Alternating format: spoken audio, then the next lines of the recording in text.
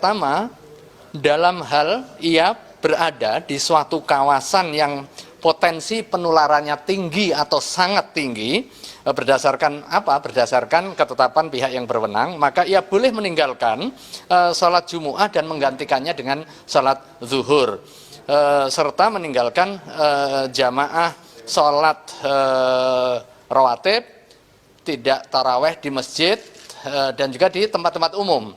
Dia bisa menggantinya di tempat yang bersifat private, yang bersifat khusus. Kemudian dalam hal ia berada di satu kawasan yang potensi penularannya rendah, berdasarkan ketetapan pihak berwenang, maka ia tetap wajib melaksanakan kewajiban ibadah sebagaimana biasa. Jadi dia bisa sholat Jumat di satu kawasan yang memang potensi penularannya rendah, atau memang tidak masuk di dalam zona merah, zona yang berada pada tingkat penularan yang sangat tinggi, dan apalagi tidak terkendali, maka pemerintah bisa menjadikan fatwa ini sebagai panduan untuk meniadakan sholat Jumat. Sementara pemerintah daerah bisa juga melihat, oh daerahnya hijau ini, potensi penyebarannya sangat rendah, potensi paparannya sangat rendah, maka fatwa soal pengadaan atau penyelenggaraan salat Jumat bisa dijadikan sebagai pegangan. Oh, kalau memang takut kepada Allah, kenapa nggak sholat Jumat? Kenapa nggak sholat berjamaah? Sholat Jumat, sholat berjamaah mencari fadilah, keutamaan, manfaat. Tapi di sana ada mudarat. Mana yang dikedepankan kalau berbenturan antara manfaat dengan mudarat, mafsadat positif dengan negatif? Darul mafasid muqaddam ala jalbil masalih. Menolak mudarat lebih dikedepankan daripada mengambil manfaat. Ada manfaat, ada mudarat.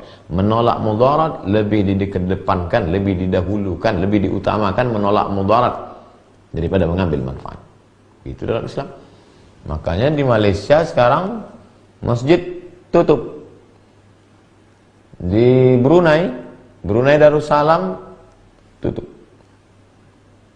Kuwait azalnya sallu fi asyhadu anna Muhammadan Rasulullah. Habis itu tidak lagi hayya 'alas shalah. Karena hayya 'alas shalah ngajak orang salat ke masjid. Masjid sudah tutup. Sallu fi rihalikum. Salatlah kamu di rumah kamu. Hadis itu dari Abdullah bin Abbas, kata Nabi, kalau terjadi wabah supaya tidak tersebar, sallu fi buyutikum, salat kamu di rumah kamu. Al-Azhar Mesir sudah mengeluarkan fatwa. Tadi sahabat-sahabat sudah mengirimkan untuk mencegah penyebaran. Tapi jangan sampai ke masjid tidak, tapi ke mall.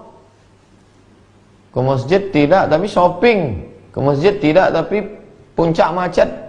Nah, itu tak betul. Makna tidak ke masjid itu memang betul-betul di rumah. Putuskan kontak tangan, kontak. Tapi kontak komunikasi tetap. Kalau ada kawan-kawan ustadz jamaah yang membangkitkan spirit, menambah amal. Tapi kalau di rumah pun hanya menceritakan aib orang yang tak betul, itu juga tidak benar. Udzur Jumat itu banyak. Orang boleh meninggalkan sholat Jumat, diantaranya adalah untuk menjaga asasiyat khamsah, untuk menjaga 5 hal yang sangat berharga, untuk menjaga nyawa. Jika Anda pergi ke sholat Jumat mati, ada sesuatu tidak tahu ada apa ini, bakal mati, tidak usah Jumatan. Atau menjaga nyawa yang ada di rumah. Negara lagi keruh, naudzubillah, semoga negara kita aman. Kalau Anda pergi, mungkin ada yang masuk rumah Anda membunuh keluarga Anda tidak usah sholat Jumat. Atau menjaga kehormatan.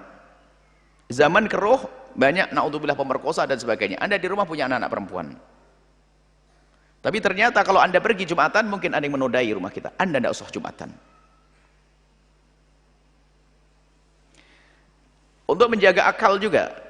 Ada orang yang ingin merusak akal, tidak tahu caranya apa, ya itu ada orang Yusuf mau menyuntikkan apa dan sebagainya. Anda jaga rumah Anda untuk menjaga akal anak-anak Anda, akal diri Anda sendiri. Termasuk untuk menjaga harta yang keempat. Harta. Kalau misalnya negara keruh, harta kita bisa saja dicuri oleh seseorang kalau tidak dijaga oleh seorang laki-laki, maka laki-laki saat itu tidak usah sholat Jumat. Sebab kalau pergi bakal dirampok atau dicuri. Cuman ini secukupnya. Jika yang menjaga cukup 2, nggak perlu 3. Yang lain pergi. Misalnya di rumah ini adalah ada 4 laki-laki. Gimana? Kita Jumatan semuanya? Jangan semuanya. Kalau semuanya Jumatan gimana? Di rumah nggak ada laki-lakinya.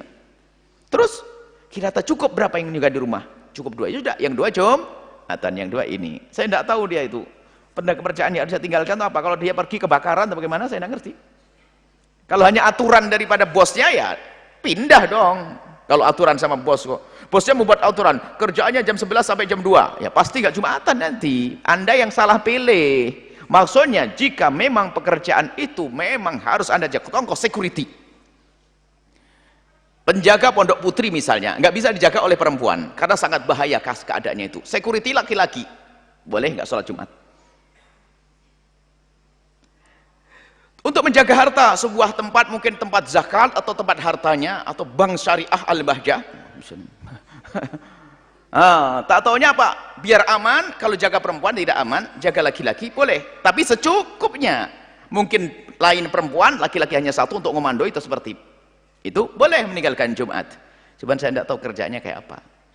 Kerjaanmu apa sih? Tidak bisa saya tinggalkan nanti hangus. Kenapa? Goreng pisang.